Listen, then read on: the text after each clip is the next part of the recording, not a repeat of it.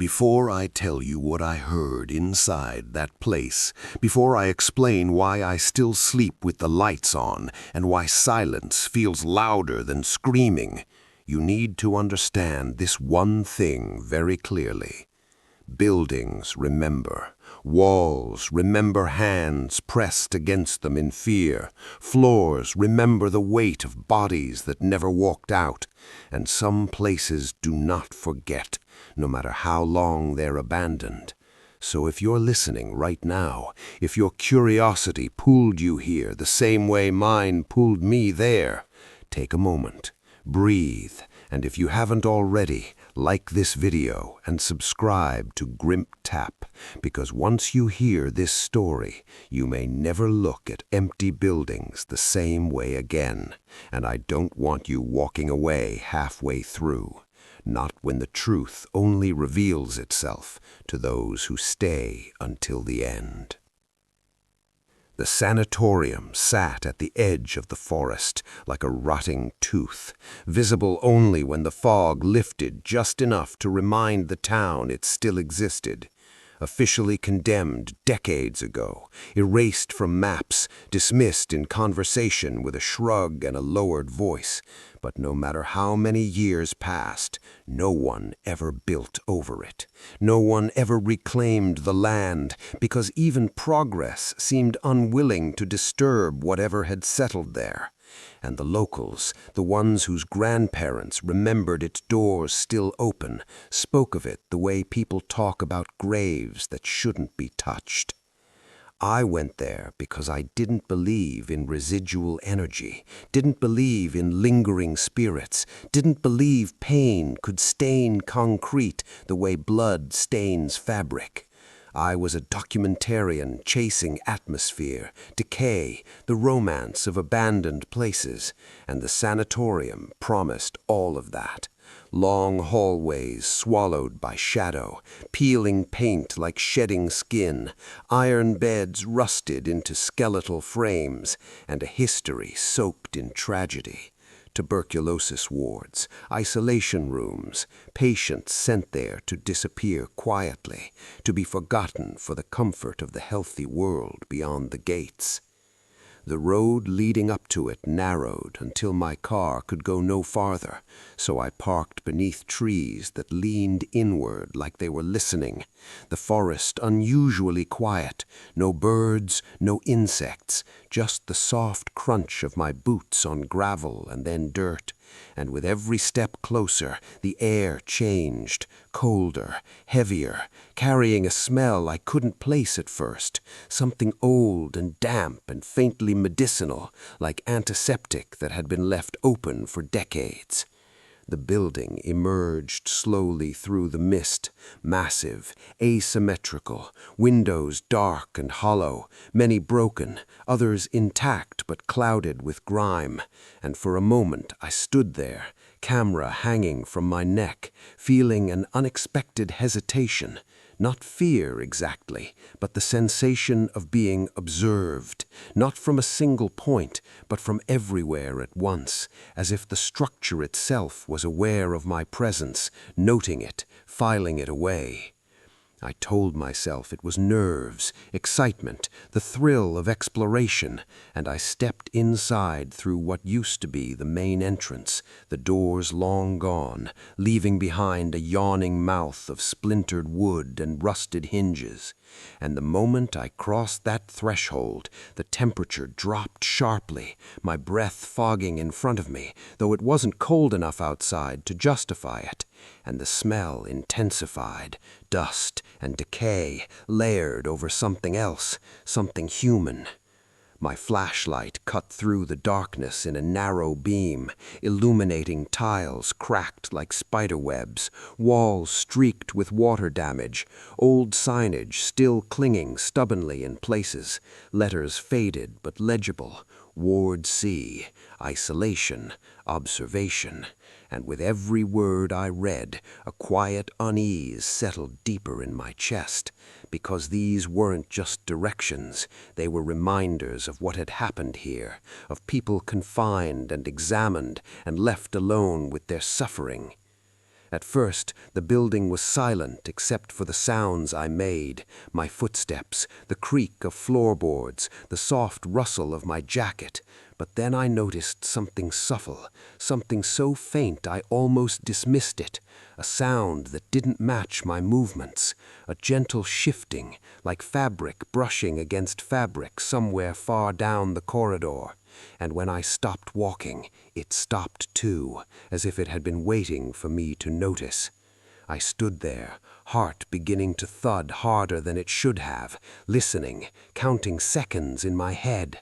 And then it came again, not closer, not farther, just present. And layered beneath it, something else, a whisper of sound that made my skin prickle.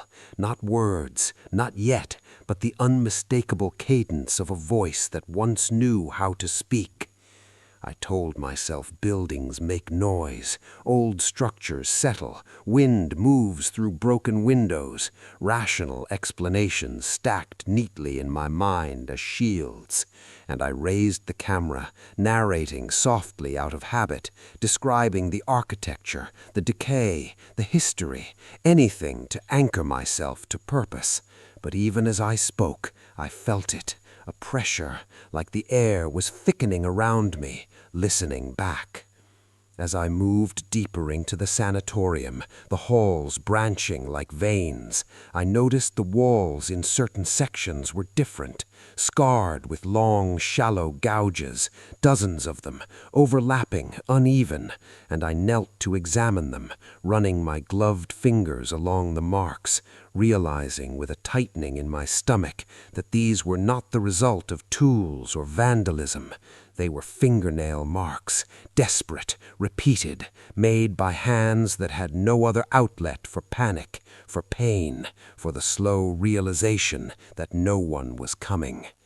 That was when I heard the first word, clear as breath against my ear, a single syllable whispered so softly it almost blended with my own name, and I spun around, flashlight swinging wildly, heart slamming against my ribs, but the corridor behind me was empty, stretching back into darkness, unchanged, indifferent.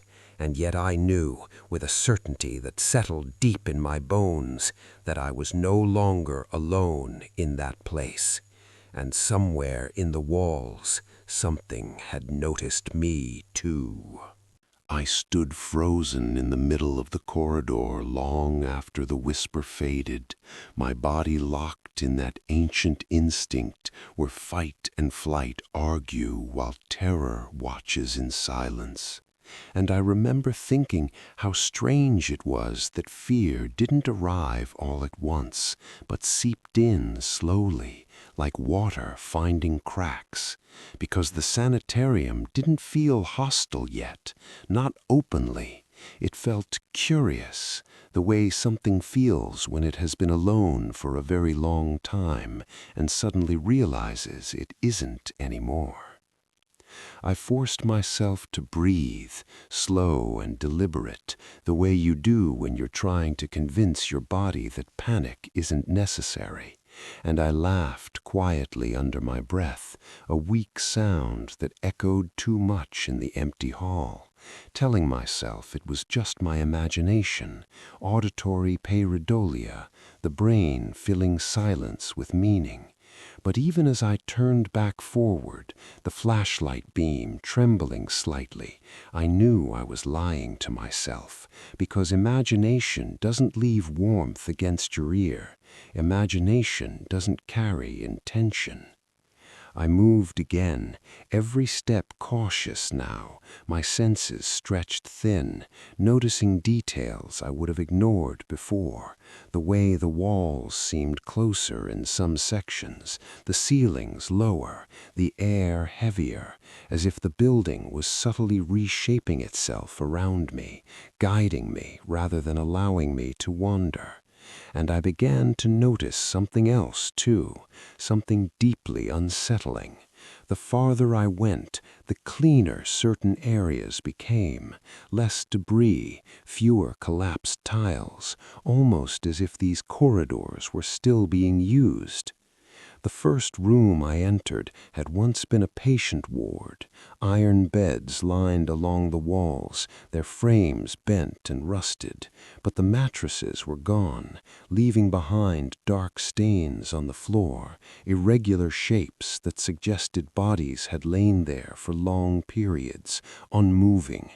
And as I stepped inside, the temperature dropped again, sharply enough that my breath fogged thickly now, and the smell changed, that medicinal scent growing stronger, tinged with something sour and organic that made my stomach turn.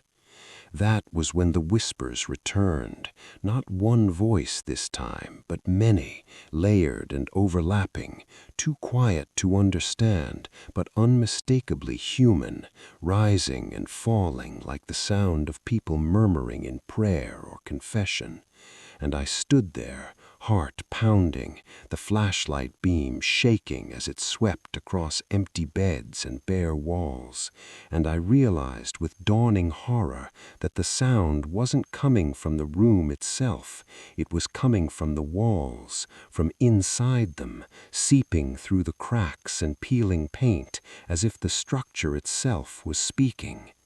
I pressed my hand against the wall without thinking, the plaster cold and slightly damp beneath my glove, and the whispers grew louder, responding to my touch, and in that moment an image flooded my mind, so vivid it stole my breath, hands clawing at these same walls, tearing fingernails, voices screaming until they broke, patients locked inside isolation rooms for weeks, months, left alone with their sickness and their thoughts, begging to be let out, begging to be heard, and slowly realizing no one was listening.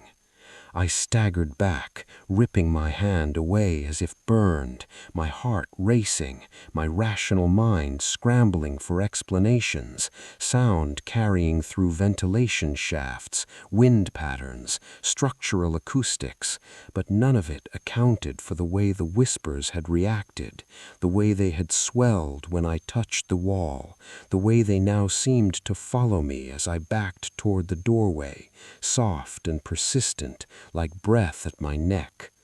I should have left then, should have turned around and walked back into the forest without looking back, but something else had begun to take hold, something darker than curiosity, a pull, a sense of obligation that didn't feel like my own. And as I stood there, debating, I heard a new sound cut through the murmuring, a sharp metallic clang that echoed down the corridor beyond the room, followed by the unmistakable squeal of rusted hinges. Someone or something had opened a door. The sound drew me forward before I could stop myself, my feet moving on their own, my mind screaming objections that my body ignored.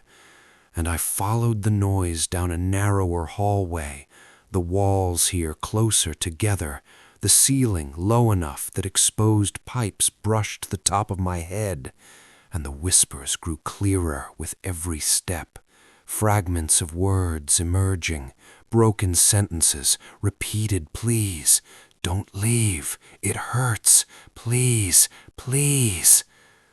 At the end of the hall was a door marked observation. The lettering faded but intact, and it stood ajar, a thin sliver of darkness beyond.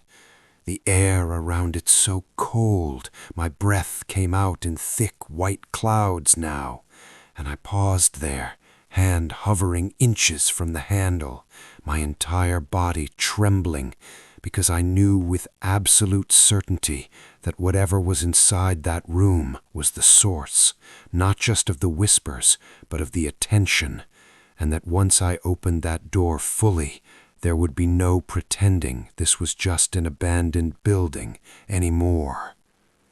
The whispers stopped the moment my fingers closed around the handle.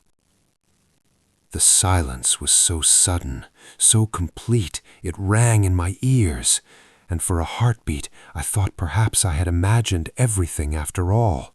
But then the handle turned under my grip, slowly, deliberately, pulled from the other side, and I stumbled back as the door swung open on its own, revealing a small, windowless room lit only by my flashlight beam, bare except for a single chair bolted to the floor and a large observation window set into the far wall, its glass opaque with grime. As my light swept across the room, I saw the writing on the walls. Every inch of them was covered, floor to ceiling, in words scratched directly into the plaster. Names, dates, prayers, curses, apologies, the same phrases repeated over and over until they overlapped, blurred, became frantic.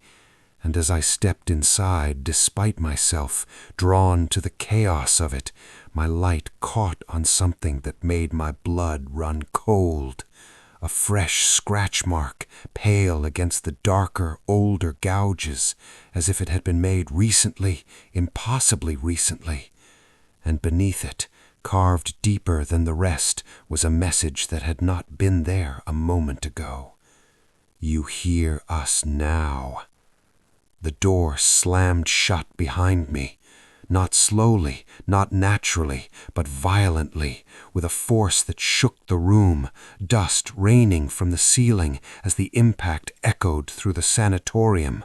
And I spun around, grabbing the handle, yanking at it, my breath coming fast and shallow as panic finally took full control. But the door didn't budge, the metal cold and unyielding beneath my hands. And behind me, the whispers returned, no longer soft, no longer pleading, but eager, excited, dozens of voices speaking at once, filling the room, pressing in on me from every direction. The observation window began to fog from the other side. At first, I thought it was just condensation, temperature differences between rooms. But then handprints appeared in the misted glass, dozens of them, overlapping, sliding, as if something was pressing against the window from within the wall itself. And as I watched, paralyzed, faces began to form in the condensation, features distorted and half-formed, mouths opening and closing soundlessly, eyes wide with an emotion I recognized all too well. Hope. They knew I was there, knew I could hear them, and they were desperate not to be forgotten again.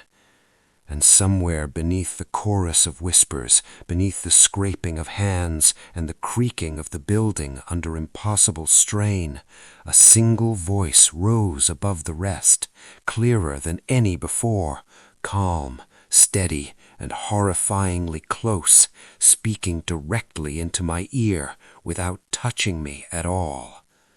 You opened the door, it said, and now you have to listen. I don't know how long I stood there trapped in that room, the door unmovable, the air growing colder by the second, the whispers pressing in until they felt physical, like fingers digging into my skull. But what I remember most clearly is the moment I stopped struggling, the exact second my hands fell away from the handle, and I realized the building wasn't trying to kill me, it was trying to be heard. And that realization terrified me more than any threat ever could. The voice returned, not loud, not cruel, but patient, the way a doctor speaks to someone who can't escape the truth of their condition. And it told me to turn around, slowly, calmly, as if panic would only make things worse. And against every instinct screaming inside me, I obeyed.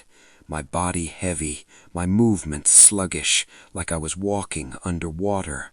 The observation window was clearer now, the fog thinning, and behind the glass I could see shapes moving, shadows layered over shadows, figures standing impossibly close together in a space that should not have existed.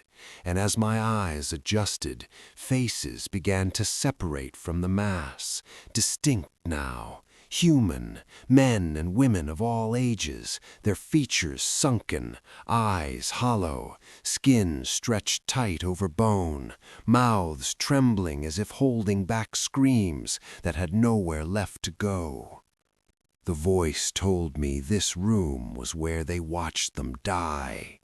It explained, without emotion, that the observation rooms were designed so staff could monitor patients without entering, without risking contamination, without offering comfort. That behind that glass, doctors and nurses had once stood in silence, clipboards in hand, watching people cough themselves apart, listening to the rattle in their lungs, waiting not for recovery, but for the moment the body finally gave up. And as the voice spoke, the walls around me began to change, the scratches and words rearranging themselves, shifting like insects beneath the plaster, forming scenes, images burned into the surface, bodies strapped to beds, doors bolted shut, meals slid through narrow openings and left untouched, hands pounding against walls until the skin split and the nails tore away. I felt it then, the weight of it all, the accumulated despair, the loneliness so profound it had soaked into the structure itself, and I understood what the voice meant by lingering, by imprint, because this wasn't a haunting in the way stories tell it. This was memory refusing to decay, emotion that had nowhere else to go, trapped between brick and bone. The voice asked me why I had come, not accusingly, not angrily, but with genuine curiosity.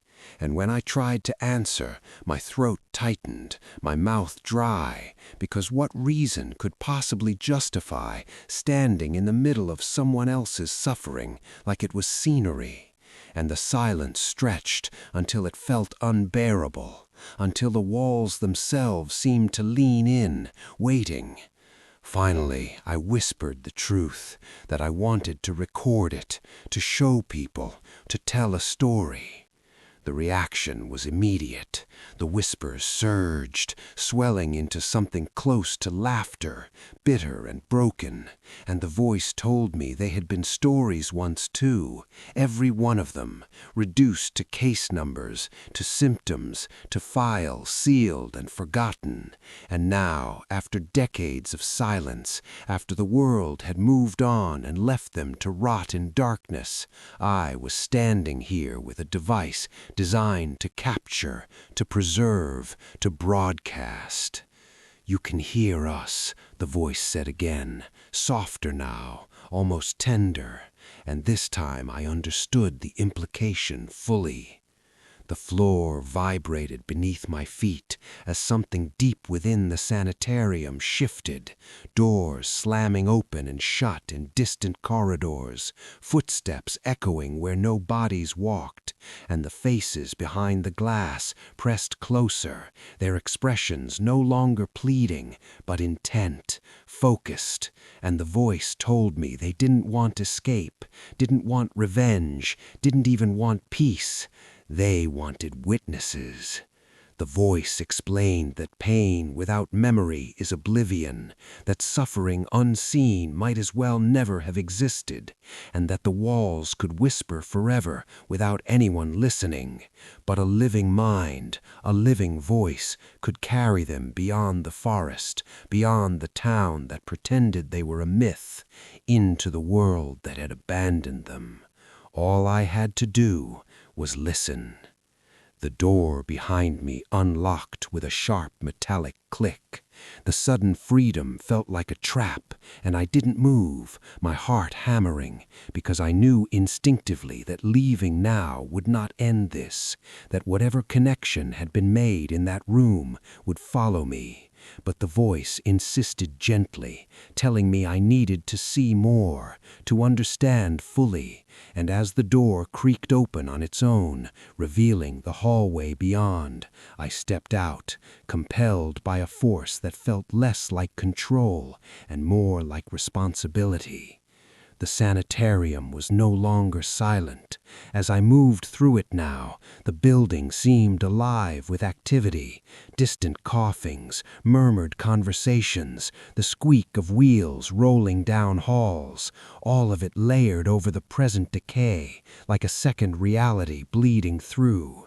And I passed rooms that flickered between past and present, one moment empty and crumbling, the next filled with patients lying motionless in beds, eyes following me as I walked by. I saw a child clutching a blanket too big for her body, her breath shallow and wet. A young man staring at the ceiling with tears streaming silently into his ears. An elderly woman rocking back and forth, whispering a name that no one ever answered. And each time I tried to look away, the voice reminded me gently that this was what they had endured when no one was watching. We reached the lower levels then, the parts of the sanatorium sealed off even before it closed, and the air grew thick and oppressive, the walls damp, the ceiling dripping steadily, and I realized with growing dread that this was where they had put the ones who screamed too much, who resisted, who frightened the staff. And as the whispers grew louder, angrier, more fractured, I felt the building itself trembling under the weight of what it remembered. The voice told me this was where it began to change. It explained that when enough pain is contained, when enough voices are silenced in one place, something forms, not a ghost, not a demon, but a collective will, a consciousness born from shared suffering, and that over time the sanatorium had learned how to listen to itself, how to hold on to the echoes until they became something more, something like hunger. I stopped walking, dread pooling in my stomach, and asked quietly what it wanted from me, already fearing the answer. And the voice paused, as if considering, as if choosing honesty over comfort. It wants to be remembered, it said, and it wants you to help it remember itself. The lights flickered, plunging the corridor into darkness for a heartbeat, and when they returned, the walls were closer than before, the ceiling lower, the path ahead narrowing into something that felt less like a hallway and more like a throat. And I realized with a sickening certainty that I was being led somewhere I would not be able to leave unchanged. Somewhere the sanatorium had been waiting decades to show someone. I followed, because stopping felt worse than moving, because standing still in that place gave the walls too much time to think about me, and every step forward felt like a bargain I didn't remember agreeing to, but could no longer refuse, the corridor narrowing until my shoulders nearly brushed the damp plaster on both sides, the smell changing again, heavier now, metallic, like old blood soaked into stone, and beneath it that same antiseptic note, clinging stubbornly to the air like a lie the building never stopped telling itself. The whispers grew incoherent as we descended, no longer pleading or explaining, but reliving, repeating fragments of moments torn loose from time. A cough that never ended, a cry cut short, a name screamed once and then swallowed by silence. And I realized with growing dread that I wasn't just hearing them, I was feeling them. Flashes of sensation rippling through my body without warning, the ache of lungs struggling to pull in air, the burn of fever, the crushing weight of isolation pressing in until even your own thoughts felt hostile. I tried to focus on my breathing, on the solid feel of the camera still hanging against my chest, on anything that anchored me to the present. But the farther down we went, the more that sense of now began to erode. Moments blurring together, my thoughts looping back on themselves. And I began to wonder how many people had walked these same steps, convinced they were still themselves, unaware of how quickly a place like this could peel you open. The stairs ended at a heavy metal door, partially fused to the frame by rust, its surface scarred with dents and scratches, and the voice told me this was the last ward, the one never included in official records, where patients who could not be controlled were kept out of sight, out of sympathy, and out of memory. And as the door creaked open with a sound like bone grinding against bone, the whispers fell abruptly silent, replaced by something far worse. Breathing, not mine, slow, uneven, wet, coming from the darkness beyond the doorway, and as my flashlight beam cut into the room, it revealed a long chamber lined with cells instead of beds, narrow spaces sealed by thick bars, each one just large enough for a body to lie down or curl into itself. And inside those cells, shadows moved, not fully formed, not solid, but undeniably present, shifting shapes that recoiled from the light and then leaned back into it as if starved for attention. The voice told me these were the ones who never left, not in body, not in mind. It explained that some patients died slowly enough, alone enough, that their sense of self unraveled before their bodies did, that they ceased to be people and became pure need, pure fear, pure memory. And when they finally died, there was nothing left to go anywhere else, so they stayed, bound not by unfinished business, but by unfinished suffering. As if to punctuate its words, one of the shapes pressed itself against the bars of its cell, its outline sharpening just enough for me to make out a face, or what remained of one, eyes sunken into darkness, mouth opening wide in a silent scream that carried no sound, yet somehow vibrated through my bones. And I staggered back, bile rising in my throat, because I recognized that expression, that particular combination of terror and relief. It was the look of someone who had finally been seen. The voice asked me if I understood now, and when I couldn't answer, when my mouth refused to form words, it continued, explaining that the sanatorium had tried to heal, had tried to contain, but in doing so had learned how to absorb, how to hold on to what was poured into it until the walls themselves became vessels, and over time the boundaries between patient and place dissolved, the building no longer just a structure, but a body of its own, made up of all the bodies it had consumed.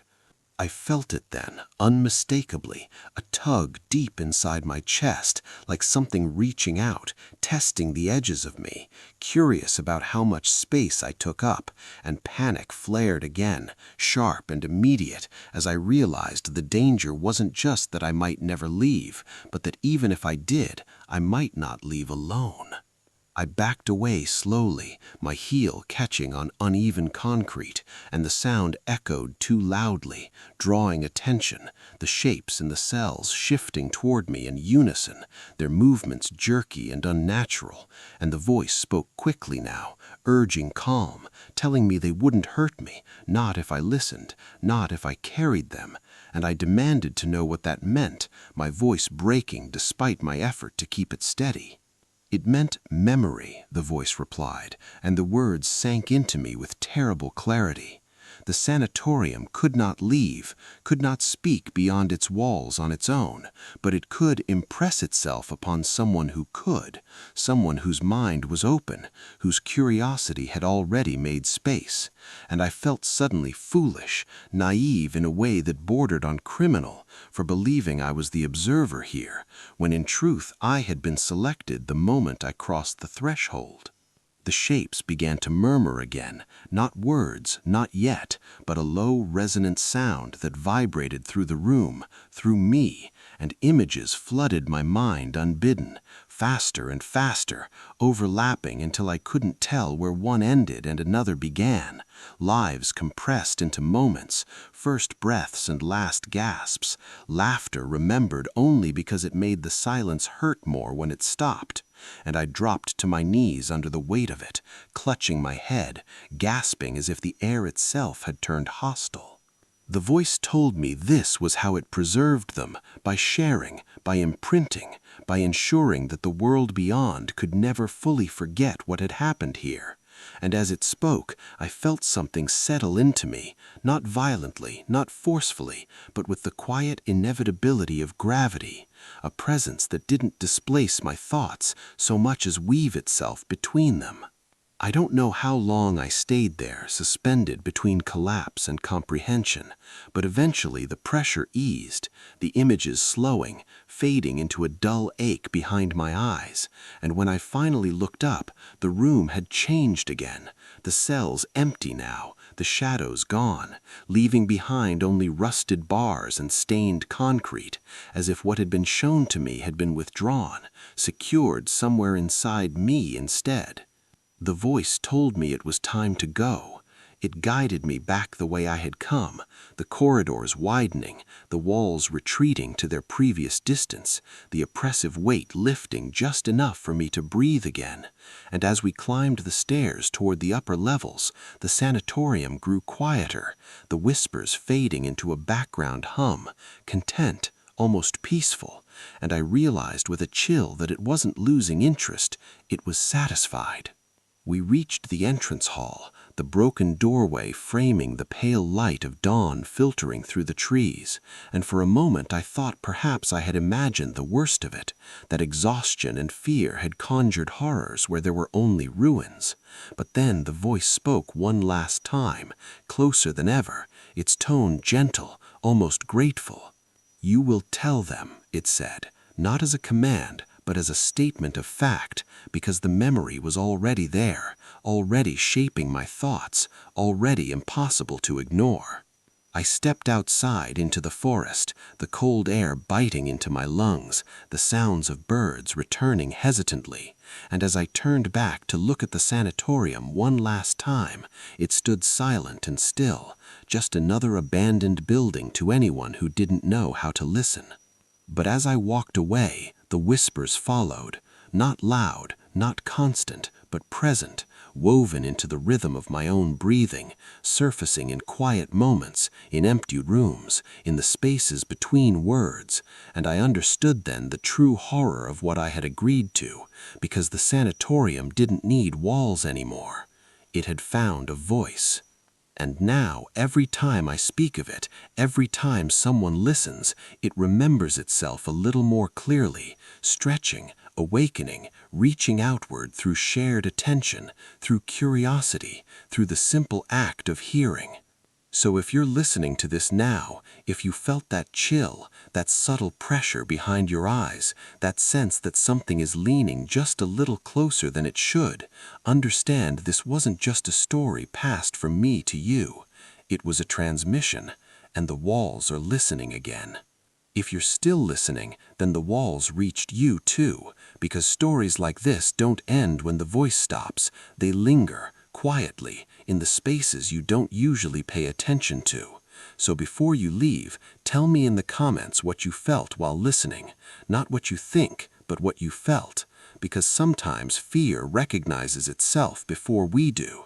And if you don't want to walk alone through places like this again, subscribe to Grimp, where forgotten stories are given a voice and silence is never empty. Until next time, listen carefully. Some places remember who listens.